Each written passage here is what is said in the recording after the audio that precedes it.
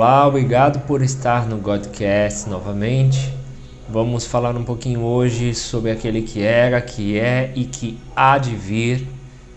Vamos falar sobre, como sempre, Jesus, no Evangelho escrito por Mateus, o seu relato a respeito da vida, do ministério do nosso Senhor Jesus, no capítulo 21. A partir do versículo 1 diz assim: Quando Jesus e os discípulos estavam chegando a Jerusalém, pararam no povoado de Betfagé, ou Betfage, que fica perto do Monte das Oliveiras. Dali, Jesus enviou 2 discípulos na frente com a seguinte ordem: Vão até o povoado que fica ali adiante, e logo que vocês entrarem lá, encontrarão uma jumenta presa e um jumentinho com ela. Desamarrem os 2 e os tragam aqui. Se alguém falar alguma coisa, digam que o mestre precisa deles. Assim deixarão vocês trazerem logo os animais. Isso aconteceu para se cumprir o que o profeta tinha dito: diga ao povo de Jerusalém, agora o seu rei está chegando. Ele é humilde e está montado num jumento e num jumentinho, filho de jumenta. Então os discípulos foram e fizeram o que Jesus havia mandado, levaram a jumenta e o jumentinho, jogaram as suas capas sobre eles e Jesus montou. Da grande multidão que ia com eles, alguns estendiam as suas capas no chão e outros espalhavam no chão ramos que tinham cortado das árvores. Tanto os que iam na frente como os que vinham atrás começaram a gritar: Hosana ao filho de Davi, que Deus abençoe aquele que vem em nome do Senhor. Hosana a Deus nas alturas do céu. Quando Jesus entrou em Jerusalém, toda a cidade ficou agitada e o povo perguntava: quem é ele? A multidão respondia: este é o profeta Jesus, de Nazaré, da Galileia. Jesus entrou no pátio do templo e expulsou os que compravam e vendiam naquele lugar. Derrubou as mesas dos que trocavam dinheiro e as cadeiras dos que vendiam pombas. Só até aqui. Muito bem. É bem conhecido esse texto. O nosso objetivo aqui é ser pragmático, direto ao ponto. O que aconteceu é que foi predito que Jesus entraria em Jerusalém dessa forma, de uma forma humilde, como no versículo 5 o texto nos fala. E Jesus entrou em Jerusalém numa jumentinha. Os judeus esperavam um Messias que viesse todo poderoso, com poder bélico, militar, que os liderassem para a libertação dos romanos. Mas a primeira vinda de Deus encarnado à terra, Jesus Cristo, era para oferecer um caminho de graça, de perdão, de arrependimento, dar uma segunda chance para o ser humano e não para julgar. Ele veio para perdoar, veio para salvar. Logicamente, a sua vinda foi uma vinda pacífica e uma vinda humilde, uma vinda singela. E aconteceu exatamente dessa forma. Jesus entrou de uma forma muito humilde em Jerusalém.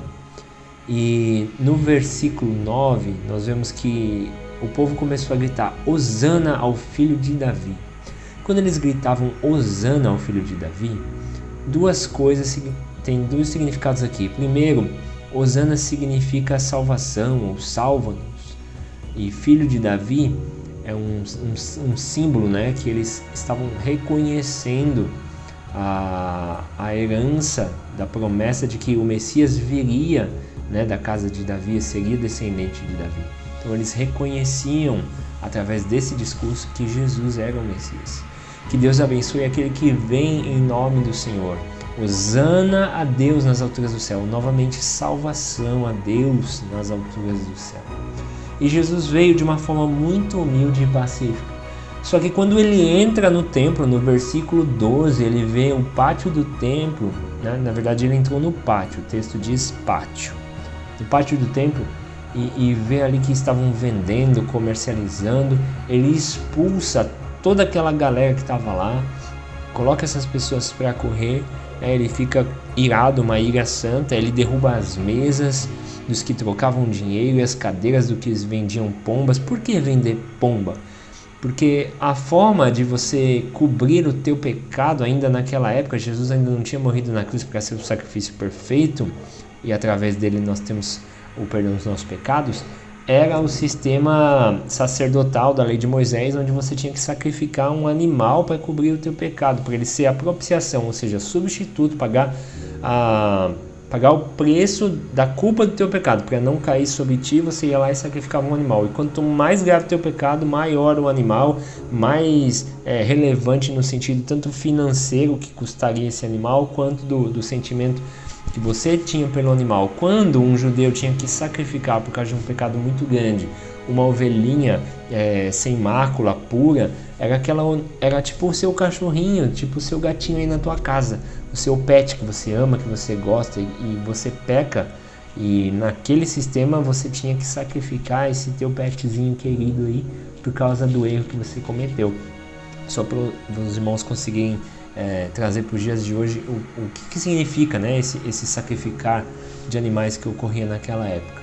E eles vendiam pombas, ou seja, para eu não ter que matar o meu bichinho de estimação, o meu animalzinho, ou sacrificar alguém do meu rebanho, né, que isso teria um custo maior, eles vendiam pombinhas, ou seja, primeiro que é uma sacanagem com as pombas, mas eles vendiam as pombas para você não quer pagar o preço, então aqui ó, toma uma pombinha, paga aqui que tá tudo certo. É como se eles comprassem a remissão dos seus pecados dessa forma. E não tem muita diferença do que às vezes acontece hoje em dia, onde se você vive uma vida baseada em mandamentos, se você não fizer isso, se você não fizer aquilo, você vai ser aceito por Deus, Deus vai te abençoar, vai te prosperar, mas na intenção verdadeira do teu coração não houve um arrependimento, não houve uma mudança. É como se nós estivéssemos barganhando com Deus, e isso é muito grave. E isso ainda piora quando nós colocamos duas medidas diferentes para pecados. Por exemplo, se eu não dou um dízimo, por exemplo, eu sou um avarento e por causa disso Deus não vai me abençoar. Deus não está condicionado à tua conta bancária para te abençoar. Ele está condicionado, na verdade, a nada. Ninguém condiciona Deus a nada. Nós alcançamos as bênçãos porque Deus nos ama, porque Ele tem misericórdia de nós, tá certo? E o maior sacrifício que Ele busca de nós é um coração sincero e quebrantado na sua presença. Davi, no Salmo 51, ele foi bem categórico a dizer: Senhor, o Senhor não se alegra, não te comprases com sacrifícios, com qualquer coisa que eu possa lhe dar material, mas sim num coração quebrantado, sim num coração contrito. Então, todas as ordenanças que nós cumprimos, elas devem ser baseadas em amor. Se você faz qualquer tipo de ordenança, de mandamento pautado em barganha com Deus, para que com isso Deus abençoe você, ou você não está fazendo isso por amor, então você está fazendo um sacrifício de tolo, um sacrifício vão, e corre o risco de quando Jesus voltar novamente, só que ele não vai voltar tranquilinho numa jumentinha, ele vai voltar em glória nas alturas, ele vem para julgar a terra, ele vem com grande ira contra os seus inimigos, e você corre risco de acontecer o que aconteceu com essa galera aí, de ser expulso, de ficar do lado de fora, né, da glória, ou seja, daquilo que ele tem reservado para aqueles que o amam. Por isso é muito difícil, preste atenção nisso, é muito difícil obedecer os mandamentos. Eu tenho dificuldade, a gente tenta, mas é muito difícil. Mas não quer dizer que a gente vai desistir disso. Não estou falando para você não obedecer mandamentos. Mas mais difícil ainda é obedecer por amor. Você pode obedecer mandamentos por 3 coisas. Primeira coisa, para barganhar com Deus. Segunda coisa, porque você tem medo de Deus, você tem medo do inferno. Um dia a gente vai falar sobre inferno e sobre lago de fogo, essas questões aí. E a terceira forma que você tem de obedecer mandamento é por amor. a única que é válida aos olhos do Senhor é o amor. A palavra diz: eu amo os que me amam e os que de madrugada me buscam. Madrugada não estava falando que você tem que acordar todo dia 3, 4, 5 horas da manhã para orar. Se o Senhor te despertar, se você tiver esse voto, esse desejo no seu coração, faça. Mas está relacionado à questão da prioridade. Ou seja, se Deus é a prioridade do teu tempo, prioridade da tua vida, isso inclui também as finanças. Não estou dizendo aqui, fazendo apologia contra a não contribuição. Nós devemos contribuir para a obra do Senhor, ok? Porém, nós temos que fazer isso com amor. Mas já está fugindo um pouco do principal que eu queria trazer aqui. A questão é que ele veio em humildade, ele veio numa jumentinha e ele voltará agora todo poderoso, glorificado, com muita ira, com seus olhos como chamas de fogo. Isso significa que ele vai vir em ira para destruir os que estão destruindo a terra. Ele vai vir para acabar com os seus inimigos. E eu preciso me perdoe.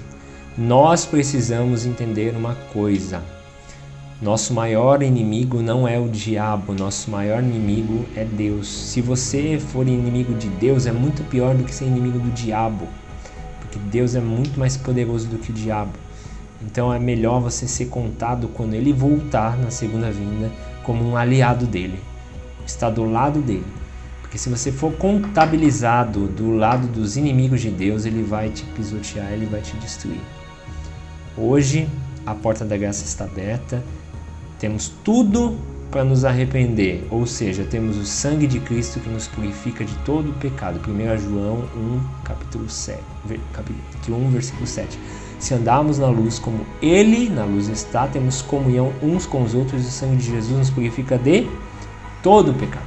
Mas, se passarmos dessa para diante sem arrependimento ou Jesus voltar em glória, e nós não fomos encontrados nessa condição de arrependimento, não é de perfeição, mas de um coração humilde, quebrantado, tentando melhorar, deixando o Espírito Santo agir, trabalhar na sua vida, aí a coisa vai ficar complicada para o nosso lado.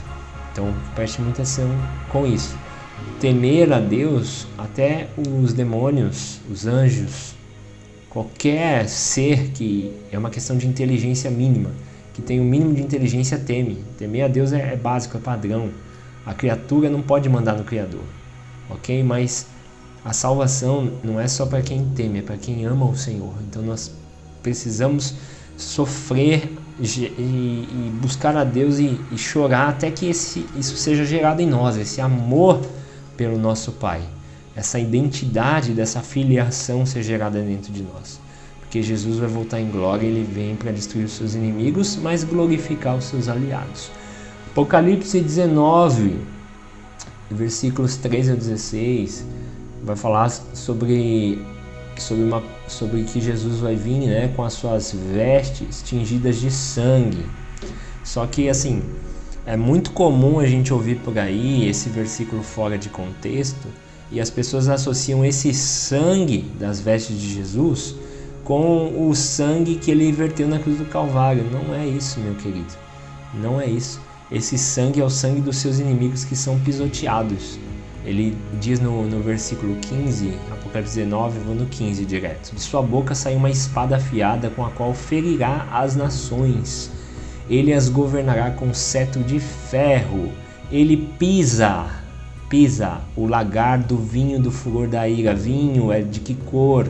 Você pisa a uva, fica o que? É rubro, é vermelho, é vinho, certo? Da ira do Deus Todo-Poderoso. Em seu manto e em sua coxa está escrito em seu nome, Rei dos Reis, Senhor dos Senhores. Então, o lagar do vinho do furor da ira, tá? Então é o sangue dos seus inimigos que vão estar nessas vestes salpicadas de sangue quando ele voltar. Isso foi profetizado também em Isaías 63, no versículo 2. Mas por que essa cor vermelha do teu traje? É uma pergunta. Por que as tuas vestes se parecem com as de alguém que tenha pisado a uva no lagar? Veja só a conexão com o Apocalipse. No versículo 3, só pisei uvas no lagar. Ninguém dentre todos os povos esteve comigo. Eu as pisoteei na minha ira, movido por toda a indignação que senti. Eu as esmaguei, e o sangue delas respingou na minha roupa, e as minhas vestes ficaram tingidas. Queridos, precisamos temer ao Senhor, mais do que nunca. Os dias da sua volta se aproximam, ninguém sabe o dia e a hora, mas os sinais estão aí, e Jesus pode voltar para você a qualquer instante. Você não sabe o dia da tua morte, você não sabe o que vai acontecer quando você sai de casa, quando você está voltando para a sua casa. Você não sabe as suas questões de saúde do amanhã. Nós não temos controle de nada, nós dependemos dele para tudo. Então, conserte-se com Deus, viva nesse temor e busque fazer isso também por amor a Ele. Porque se Ele não voltar daqui 2, 3, 6, 7 anos, 10 anos, não sei, essa geração, a próxima, Ele pode voltar a qualquer momento quando você partir dessa para melhor. Então, tome muito cuidado. Ou pior, né? Enfim, temos que tomar muito cuidado, tá? E lá no Salmos de 118, versículo 26 diz: Bendito seja o que vem em nome do Senhor, da casa do Eterno nós vos abençoamos. O Senhor é Deus e Ele fez resplandecer sobre nós a sua luz. Mais uma vez essa expressão, bendito seja o que vem em nome do Senhor. Eles anunciaram isso quando Jesus entrou em Jerusalém com a jumentinha. Isso é anunciado aqui também no Salmo 118. Neste caso, o Salmo 118, no 27, o Senhor é Deus e Ele fez resplandecer sobre nós a sua luz. A sua luz o quê? A revelação dele em forma encarnada, na forma de Filho. Tá? É a revelação de Cristo. Tá? O Senhor é Deus e Ele fez resplandecer sobre nós a sua luz. A luz de Deus para o mundo, para os homens, é o Filho. É Jesus Cristo de Nazaré, que morreu, padeceu por nós, foi glorificado e voltou para o seu local de origem como Senhor Jesus Cristo. Ele é o Senhor, Ele se despiu da sua glória, se fez homem, não foi encontrado nele nenhum defeito, nenhum pecado, e Ele foi glorificado como homem, para que todos os homens, ao seguir a fé no testemunho que Deus deixou de si mesmo em Cristo Jesus, pudessem um dia também ser glorificados. Por causa das pisaduras dele nós fomos sarados. Então aqui a profecia de que Jesus viria para... O Senhor faria resplandecer a sua luz sobre nós. A luz que resplandeceu foi o Jesus, foi o Messias. Tá? E é nessa luz que nós caminhamos, e as nações caminham, as que temem ao nome do Senhor. Amém? Tá? Mais um texto legal aqui. Salmos 24. Salmos 24 é aquele famoso: levantai, ó portas, as vossas cabeças, levantai-vos, ó portais eternos, para que entre o Rei da Glória.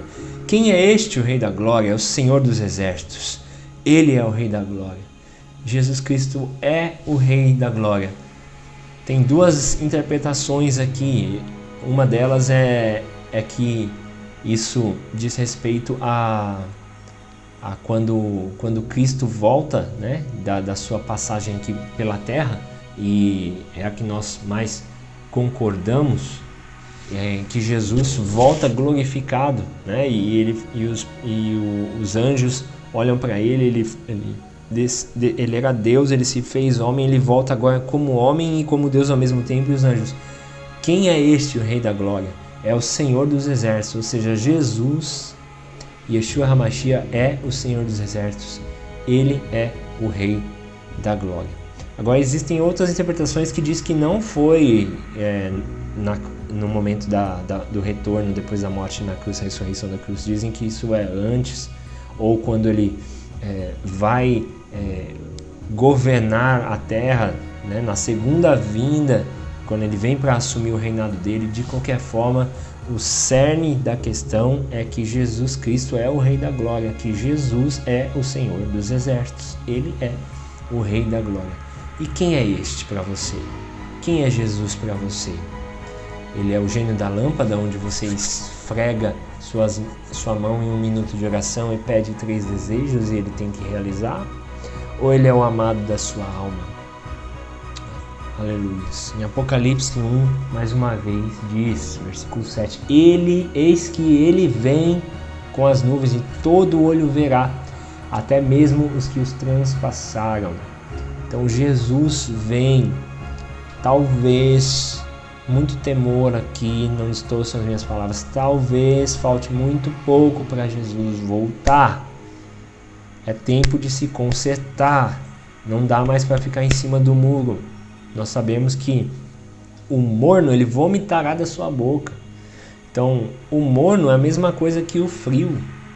Não adianta você viver duas vidas paralelas, não adianta você servir pela metade, não adianta você se entregar pela metade, não adianta você cumprir mandamento, mas por ordenança, não por amor.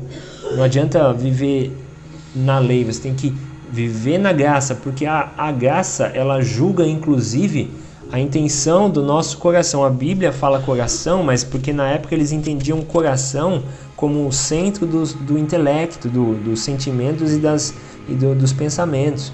Mas a ciência já provou que tudo isso se processa no cérebro. O coração é um símbolo da alma, ou seja, da sua consciência. Nós temos que servir a Deus com a consciência renovada. E a graça, ela transforma a nossa consciência. E o pecado não é mais se você faz ou não, mas é a questão do julgamento, da intenção do porquê você faz ou não. Então não existe essa de que a hipergraça, é tão tranquilo a graça. Não estou fazendo apologia para viver de uma forma libertina, liberal, não é isso. Mas é que a graça, ela é um favor tão grande que nos constrange a um ponto de que, poxa, você foi iluminado com esse caminho, com essa verdade, então você é responsável até pelos seus próprios pensamentos. Então, se você fazer as coisas, mas com pensamento errado, intenção errada, você já se torna culpado. Antes na lei não era assim, mas agora com a graça é assim. Ao mesmo tempo que a graça superabundou o poder para sermos perdoados, mas os nossos pensamentos agora também eles podem ser considerados diante de Deus como pecado. Então não existe moleza para servir a Deus com a graça. Não é isso que nós pregamos.